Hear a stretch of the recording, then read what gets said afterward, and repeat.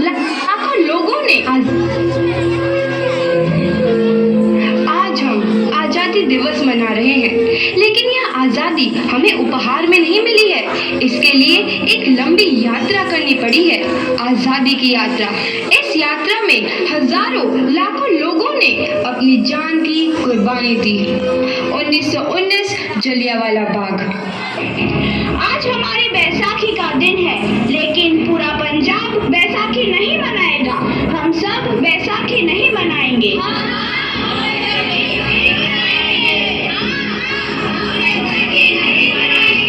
जब तक हम अंग्रेजों को भारत से बाहर नहीं निकाल देते, पूरा पंजाब बैसाखी नहीं मनाएगा। अच्छा, तो तुम सब हमारा विरोध करता है। भाग जाओ यहाँ से, इसका अंजाम बहुत ही बुरा होगा। हम नहीं जाएंगे, तुम लोग जाओगे। हमें नहीं, तुमको भारत से भागना होगा। Soldiers fire!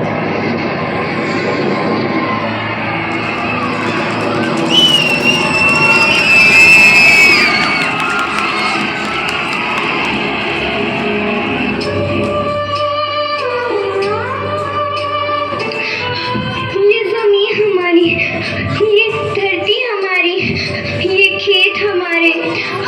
अभी थोड़ी देर पहले हमारी ये फसलें लहरा रही थी, पर इन अंग्रेजों ने हमारी फसलें बर्बाद कर दी। इन अंग्रेजों ने एक ही झटके में इन सब फसलों को काट दिया। अंग्रेजों, तुम्हारे इस अत्याचार से हम डरेंगे नहीं। इस अत्याचार का बदला लेकर रहेंगे। हम आजादी लेकर रहेंगे। जलियांवाला बाग हर हिंदुस्तानी की आंख नम कर गया। इस कांड में कितने मासूमों की आहुति चढ़ गई, इतनी हैवानियत से इंसानियत कत्ल कर दी गई। जलियांवाला बाग के हत्याकांड ने आजादी की आग में घी देने का काम किया। मासूम औरतों, बच्चों की दर्द भरी चीखें और सिसकियां इनकलाब का गूंज बनकर उभरी। लाला लाजपत राय, भगत सिंह, राजगुरु, सुखदेव सरीखे क्रांतिकारियों ने भारत की इस जमीन से विदेशी दरिंदों को निकाल फेंकने के मंसूबे मजबूत कर लिए। 8 अप्रैल 1929 लाला लाजपत राय के नेतृत्व में साइमन कमीशन के खिलाफ एक भारी जुलूस निकाला गया। Simon commission, Simon commission, Simon commission, Simon commission, Simon commission, Simon commission, Simon commission, Simon commission, Simon commission. बेवकूफ इंडियंस, तुमको हमारी बात समझ में नहीं आती। Stop this. साइमन कमीशन नहीं मानता। आई से स्टॉप दिस। लाला जी, आप आगे बढ़ो, हम आपके साथ हैं। लाला जी, संघर्ष करो, हम आपके साथ हैं। लाला जी, संघर्ष करो, हम आपके साथ हैं। लाठी चार्ज करो!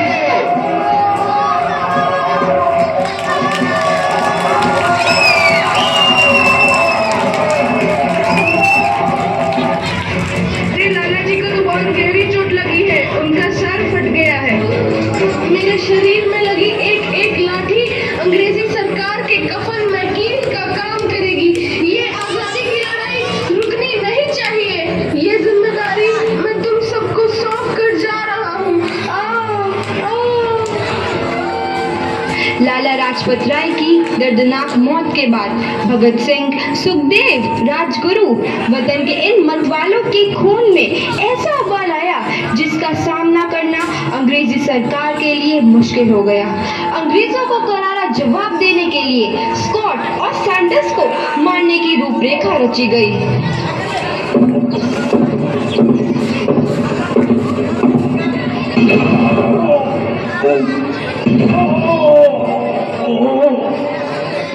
सैंडर्स मारा गया।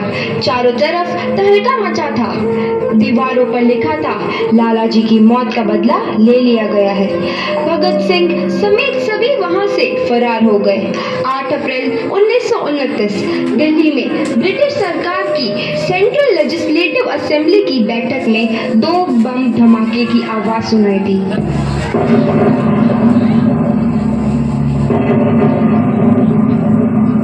इन धमाकों हुकूमत को हिलाकर रख दिया। इस घटना को अंजाम देने वाले भगत सिंह, राजगुरु और सुखदेव ने अपने आप को अंग्रेजों के हवाले कर दिया। 1930 को अदालत ने अपना फैसला सुनाया। मुलजिम भगत सिंह, मुलजिम राजगुरु, मुलजिम सुखदेव को दफा 121 और दफा 302 के तहत ये अदालत तीनों को मुजरिम करार देती है और इस गुस्ताखी के लिए ये अदालत इन तीनों को सजाए मौत की सजा सुनाती है। सरफरोशी की तमन्ना अब हमारे दिल में है, देखना है जोर कितना बाजुए कातिल में है।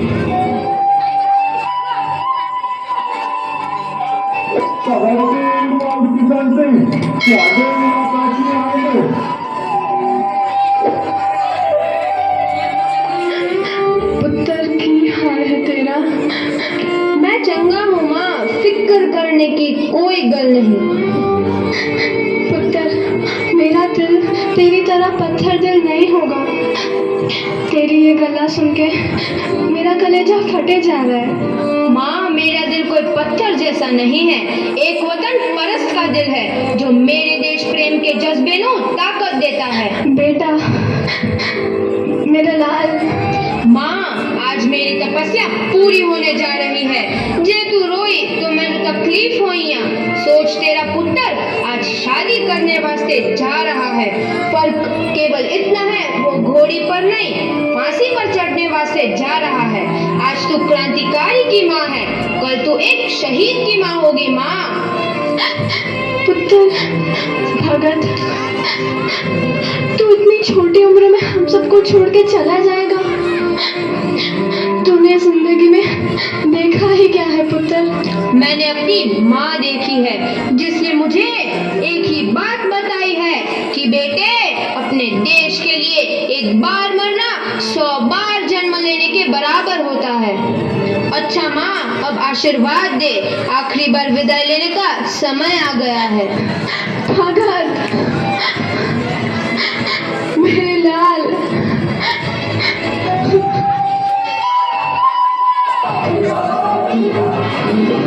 भगत सिंह, तुम्हारी कोई आखिरी ख्वाहिश? हमारे हाथ खोल दिए जाए। हम तीनों दोस्त एक दूसरे से गले मिलना चाहते हैं। उनके हाथ खोल दिए जाए।